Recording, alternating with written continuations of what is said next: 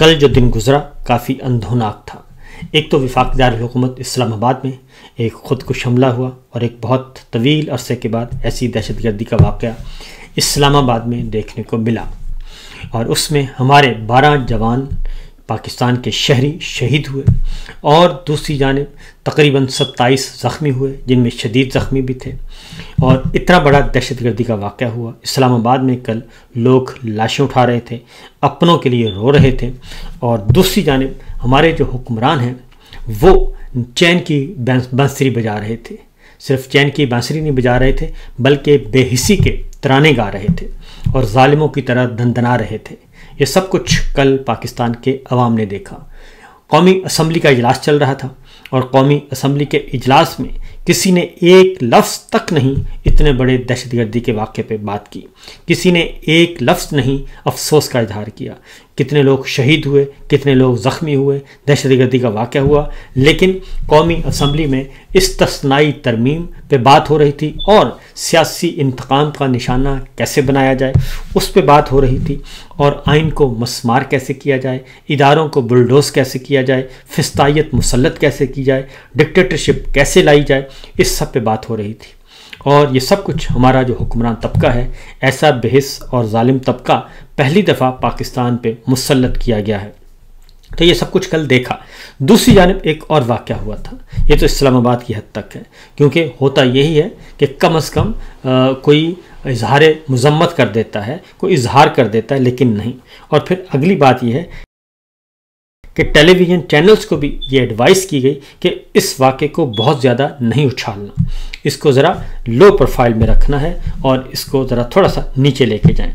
दूसरा, मीडिया को और एडवाइस भी जारी की गई और उनमें से एक एडवाइस ये भी थी कि 243 पे बात नहीं करनी और इस्तिस्ना पे बात करनी है तो सदर जरदारी को तनकीद का निशाना आप ज़रूर बनाएं, पीपल्स पार्टी को बनाएं, मुस्लिम लीग नवाज को बनाएं, लेकिन रावलपिंडी की तरफ नहीं आना।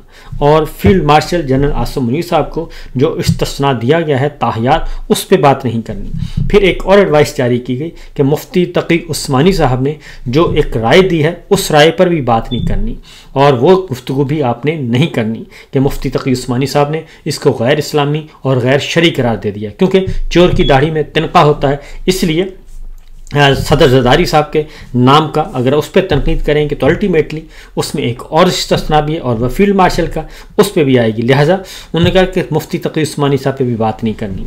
और एक और एडवाइस जारी की गई और वो ये था कि हाँ, आप वाना के बारे में बात कर सकते हैं।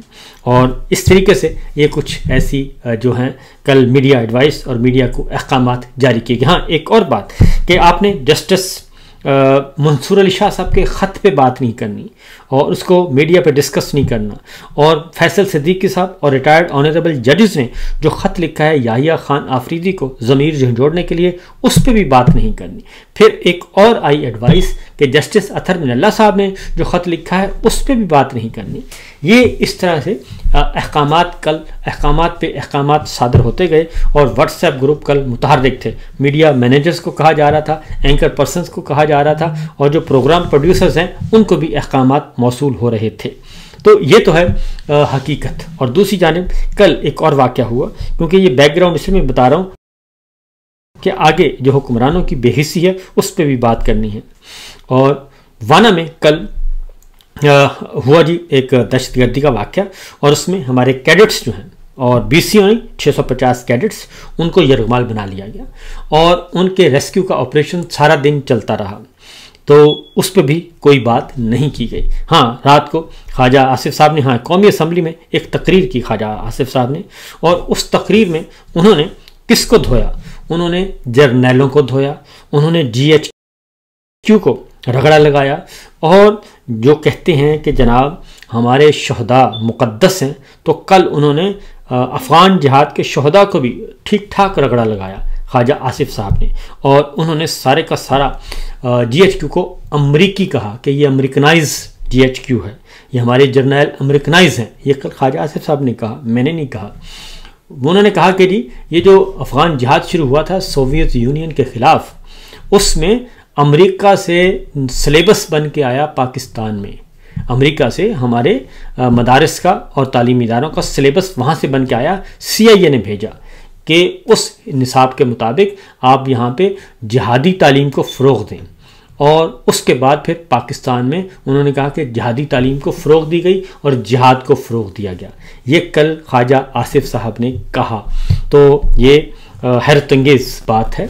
और ये वज़ीर दिफ़ा हैं ख्वाजा आसिफ साहब, जब भी हमला करते हैं वो अपनी ही फ़ौज पे करते हैं, अपने ही इदारों पे करते हैं और अपनी ही फ़ौज के वो पोरस के हाथी साबित होते हैं। लेकिन अभी तक इसका कोई जवाब नहीं आया। मैं आपको सुनवा भी देता हूँ ताकि कोई गलत फहमी ना रह जाए कि हम कोई ऐसी बात नहीं कर रहे कि जिसके बाद कोई अपनी तरफ से हम कोई ऐसी बात नहीं कर रहे। इस मुल्क के अंदर अफगान जिहाद लड़ने के लिए जो है आपका तालीमी निसाब जो है चेंज किया गया। आपका तालीमी निसाब यूनिवर्सिटी ऑफ नब्रास्का से बन के आया। सीआईए ने आपको निसाब दिया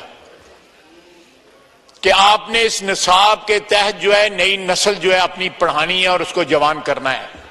और वो नस्ल जवान हो चुकी है। हमारे पाकिस्तान में कहीं भी एक तारीख नहीं पढ़ाई जाती, एक जोग्राफिया नहीं पढ़ाया जाता, एक दीनियात नहीं। अब दीनियात का नाम इस्लामियात कर दिया गया।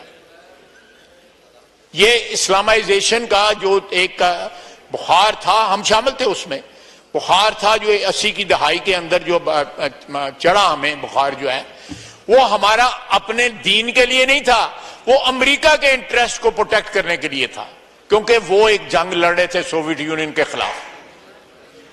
अब ये बात कर रहे हैं जनरल ज़ियाउल हक साहब की बात कर रहे हैं।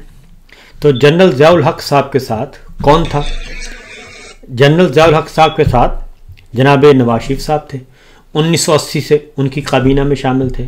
फिर उसके बाद मुस्लिम लीग नवाज़ और आईजीआई भी जनरल ज़िया साहब के ज़माने में बनी और उनके साथ इन्होंने मिलकर इनिंग्स खेली।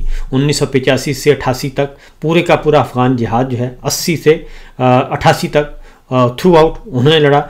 और 80 से 88 तक साथ रहे कौन? जनाब नवाज शरीफ साहब और ख्वाजा आसिफ साहब के वालिद साहब, ये सब। और अब ये कहते हैं कि ये तो अमेरिकियों का था और फिर इस्लामाइजेशन का वो कहते हैं बुखार चढ़ा था। ये हमारा बुखार नहीं था, हम बिल्कुल नहीं चाहते थे कि इस्लामाइजेशन हो।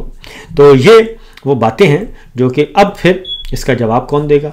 हम भी यही बात कहते हैं कि अफ़गान पॉलिसी जो है, ये अब कहते हैं कि इमरान खान की बात जब करते हैं तो इमरान खान साहब के पास तो अफ़गान पॉलिसी कभी रही नहीं और ये तो पॉलिसी हमेशा आपके पास ही रही और आप ही ने इसको देखा। अभी भी ख्वाजा आसिफ साहब भी वही हैं, फॉर्म 47 लेते हैं और उसके मुताबिक आगे बढ़ते हैं। तो ये चीज़ कल हुई। ये तो सारी सूरत हाल में, लेकिन हमारे जो कौमी असम्बली में बताया लाशें उठाई जा रही थी और रेस्क्यू किया जा रहा था। हमारे ईवान सदर में कल क्या हो रहा था? जनाब सदर जरदारी साहब ने कल एक बड़े खाने का एहतमाम किया गया और बड़े खाने में तमाम इत्तेहादी जमातों को मदऊ किया गया। शहबाज शरीफ साहब समेत काफ लीग, MQM और बलूचिस्तान अवामी पार्टी, बाप पार्टी, दीगर जितने भी इत्तेहादी थे उन सबको बुलाया गया था और उनको बड़ा खाना दिया गया और बड़े बड़े पुरतकल्लुफ़ खाने, और ये सब कुछ किया गया। और ये इसलिए कि क्योंकि इस्तिस्ना मिला था, ताहियात तावफ़ात, और अब कोई पूछ नहीं सकता, ना ही सरदार जरदारी साहब को और ना ही जनाब फील्ड मार्शल को, कोई नहीं पूछ सकता। लिहाजा इसका जश्न मनाया गया। और उसके बाद अभी हालांकि आधी तरमीम मंजूर हुई है, कौमी असम्बली से रहती है, सदर साहब ने दस्तखत फरमाने हैं, लेकिन वो पहले से तैयार करके बैठे हैं। तो ये कुछ हुआ और एक ये खाना जो है वो मनसूख नहीं किया गया। उस पर तनकीद हुई कि कम अज़ कम ये आप इस्लामाबाद की लाशों का ही एहतराम कर लेते, जो खुदकुश हमले हुआ है उसी एहतराम में ही आप ये खाना एक दिन के लिए मुलतवी कर देते, लेकिन ऐसा नहीं किया गया। तो इसी तरीके से जनाब कल फिर ये मैंने आपको बताया कि जो कुछ किया जाता रहा, ये सारे का सारा खेल खेला जाता रहा। दूसरी जानिब पॉलिटिकल विक्टिमाइजेशन, अडयाला जेल में कल इमरान खान साहब से मुलाकातों का दिन था और उनकी बहनों का, बुशरा बीबी की फैमिली की मुलाकात का दिन था, इमरान खान साहब से उनकी फैमिली की मुलाकात का दिन था। तीनों बहनें पहुंची हुई थी, दीगर फैमिली के मेंबर्स पहुंचे हुए थे, बुशरा बीबी के भी फैमिली मेंबर्स पहुंचे हुए थे, लेकिन किसी को इजाज़त नहीं दी गई और अडयाला जेल के दरवाजे तो बहुत दूर की बात है, अडयाला रोड ही नहीं खोला गया।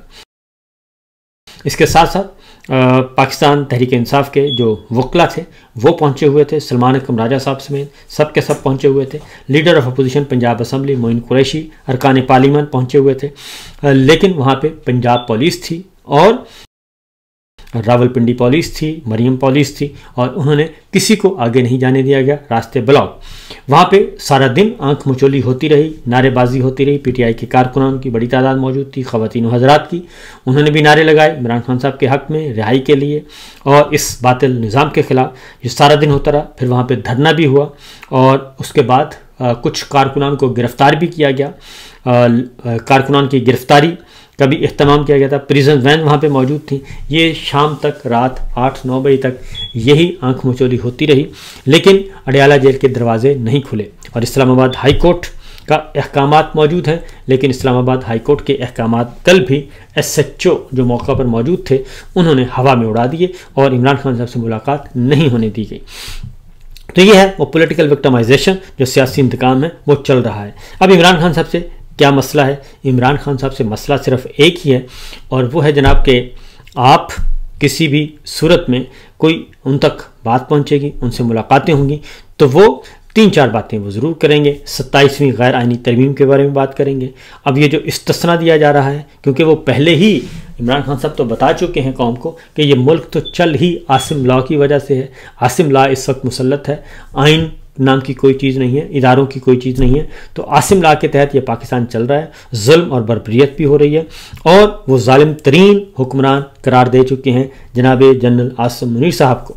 तो इसलिए उन तक एक्सेस नहीं दी जा रही इमरान खान साहब तक, और उनको कैद तन्हाई में रखा हुआ है।